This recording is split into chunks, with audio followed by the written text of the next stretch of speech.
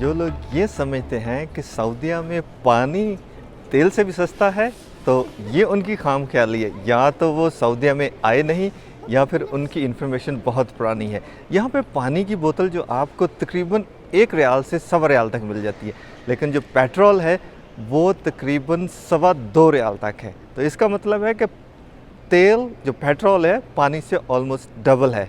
और यहाँ पे गवर्नमेंट ने टैक्स भी लगाया हुआ है जो कि 15% है, जो कि मिडल ईस्ट में समझें कि काफ़ी ज़्यादा है अगर हम कंपेयर करते हैं 2 साल से पहले। तो टैक्स की वजह से लोगों पे प्रेशर पड़ा है। इसके साथ ही अगर आप नॉन सऊदी हैं तो आपको तकरीबन 400 जो सऊदी रियाल हैं पर पर्सन डिपेंडेंट देना पड़ेगा। तो अगर आपके फैमिली मेम्बर्स 5 हैं तो पाँचों को आपको मिला लें कि 2-2.5 हज़ार, तो समझें आपका वो टैक्स हर महीने जाएगा। तो जो एक मिडिल क्लास है, जो एक दरमियाने दर्जे का जॉब करने वाला जिसकी तनख्वाह 4-5 हज़ार है, वो तो पूरा का पूरा समझें उसका टैक्स में ही आधी तनख्वाह चली जाएगी। फैमिली क्या उसने सपोर्ट करनी है।